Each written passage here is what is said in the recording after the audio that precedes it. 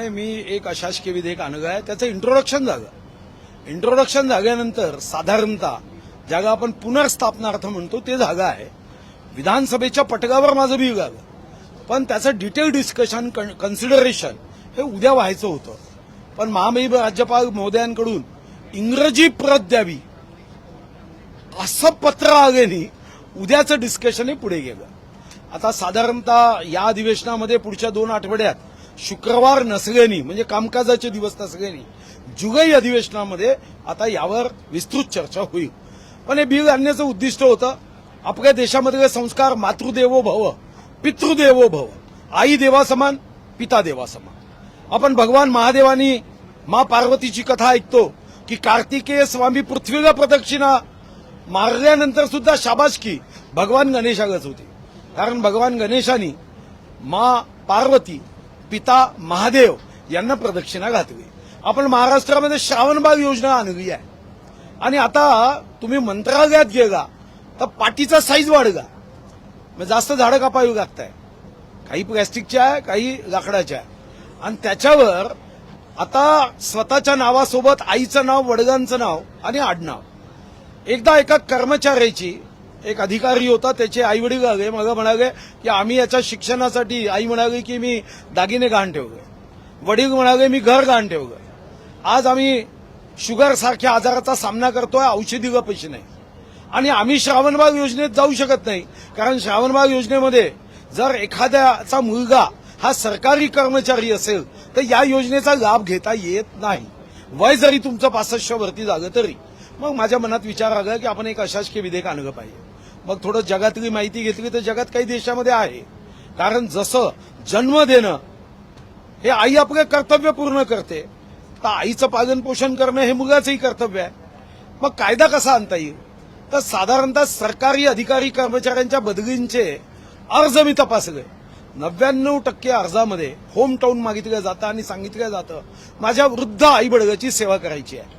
तर इतका जर भाव आहेच बदली मागताना, तर मग कायदा केला पाहिजे की एखाद्या आई वडिलांनी जर माझा मुलगा सरकारी अधिकारी आणि कर्मचारी आहे किंवा ट्रेझरीमधून पगार होणारा त्यांचा मुलगा आहे, तर अशा प्रसंगामध्ये अर्ज केल्यानंतर 1 महिन्यात जे काही आपण समिती नियुक्त करू ती समिती तपासणी करेल.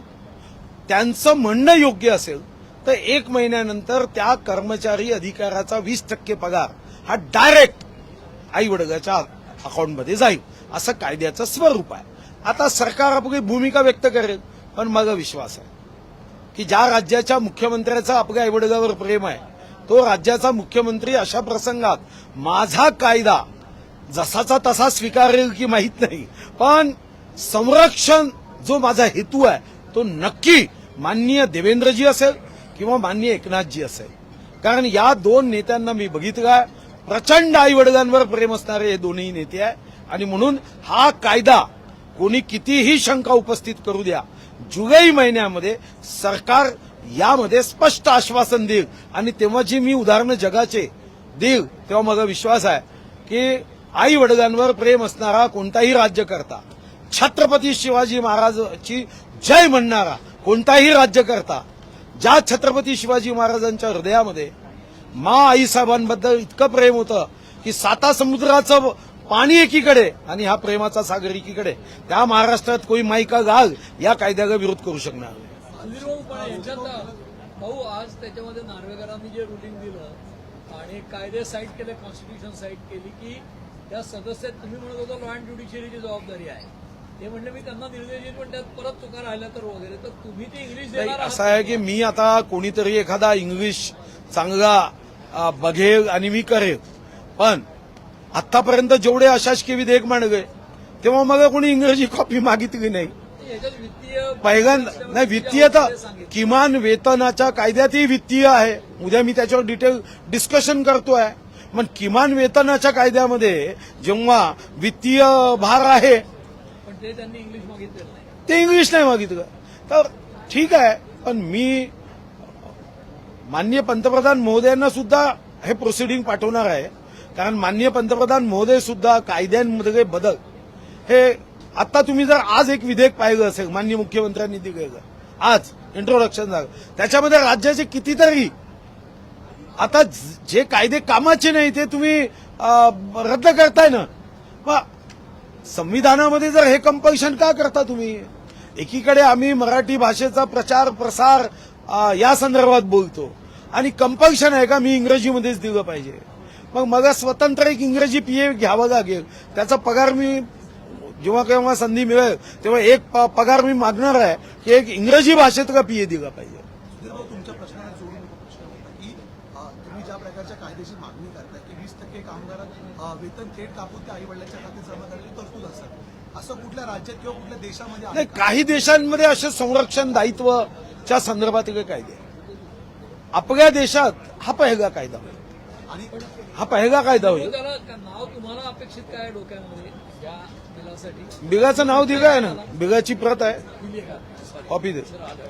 बिल दिलंय नाही, बिल इंट्रोडक्शन झालं आहे म्हणून असतात ते म्हणजे विधानसभेच्या पटकावर इंट्रोडक्शन झालं आहे. प्रश्न डिस्कशन होतात, कन्सिडरेशन, खंडशः चर्चा ही नाही झाली. तुमचं म्हणणं आहे याच्यामध्ये उत्तरदायित्व घेणं हे सगळ्यात महत्वाचं असेल, मग ते वेगवेगळ्या योजनांच्या माध्यमातून असेल किंवा नाही, तुम्ही अनेक ठिकाणी अनेक अशा प्रसंगामध्ये कायद्यामधल्या कक्षा आपण ठरवल्याच आहे.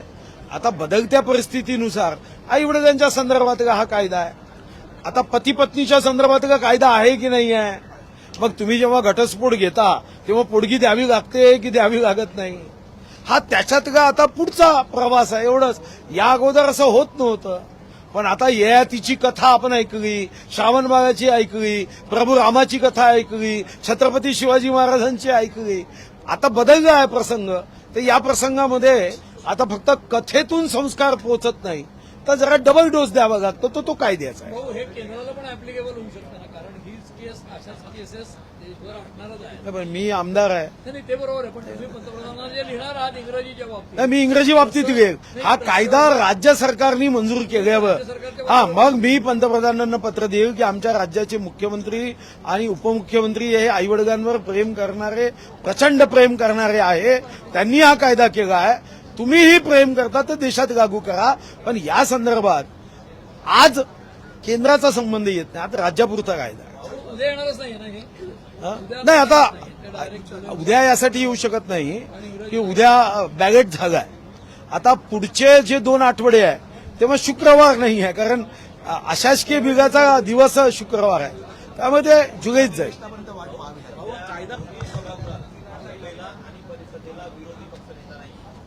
बऱ्याच चर्चेच्या वेळेस तुम्ही विरोधकांसोबत सत्ताधाऱ्यांनी सडोकी पडत सोडताय.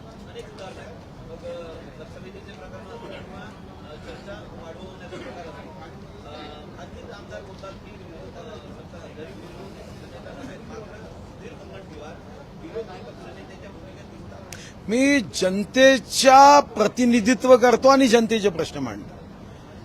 विरोधी पक्षनेता म्हणजे जो सरकारवर कारण नसताना बाभाडे काढतो त्याला विरोधी पक्षनेता म्हणतात. जसं जगामध्ये आता पेट्रोल, डिझेल आणि गॅसच्या अडचणी आहे तेव्हा असा काही आव आणतात की फक्त भारतात अडचणी आहे. अशा जागा फक्त राजकारण करायचं आहे तो विरोधी आहे. जागा दीन दुर्बल शोषित पीडित व्यक्तीचा आवाज बुलंद करायचा आणि तो 95 ते 99 सरकार असतानाही मी केला. म्हणूनच मला तेव्हा आदर्श आमदार म्हणून पहिल्या टर्ममध्ये नंतर राज्यपाल स्वर्गीय अलेक्झांडरनी आणि नंतर स्वर्गीय विलासराव देशमुखांनी पुरस्कार दिला. हा पुरस्कार हा जनतेचे प्रश्न मांडतो म्हणून आहे आणि मी जनतेचे प्रश्न मांडेन. आज माझ्या योग आयोगावर ही आज चर्चा आहे. उद्या योग आयोगावर माझं अशासकीय बिल आहे. किमान वेतन वाढवलं पाहिजे. तर हे जनतेचे प्रश्न आहे. आपल्याला विरोधी पक्ष काय करतो हे अजून समजलं नाही असं वाटतं. पण मग विरोधी पक्षनेता तुम्हाला जर म्हणत असते तर विरोधकांचं अपयश वाटतं का तुम्हाला? नाही, अपयशाचा विषयच नाही. कारण मी सरकारच्या कामकाजावर नव्हे तर सरकारला सजेशन देऊन मी नवीन या राज्याच्या सत्ताधाऱ्यांकडून उत्तमातली उत्तम सेवा व्हावी यासाठी मदत करतो. तुम्ही जनतेचे प्रश्न मांडताय सगळे दान बोनस देणं आणि चुकीच्या गोष्टींकडे पॉइंट आउट करताय, तर विरोधक त्यांना दिलेला रोल प्ले करत नाहीत असं वाटतंय का तुम्हाला? नाही, यावर मला भाष्य करायचं नाही आहे. तुम्ही विरोधकांवर टीका करायची नाही, यावर मला काय टीका करायची आहे? टीका करून त्यांना जागा करू. आणि मी प्रश्न मांडणं बंद करू असं म्हणायचं आहे का? भाऊ एक वेगळा प्रश्न होता. विरोधक करतात. त्यांना काय करायचं त्यांना ठरवू दे. आपला अभ्यास आपण करायचा आहे. साऱ्या गावच्या विद्यार्थ्यांचा अभ्यास कसा चालतो याची जबाबदारी मी नाही घेतली.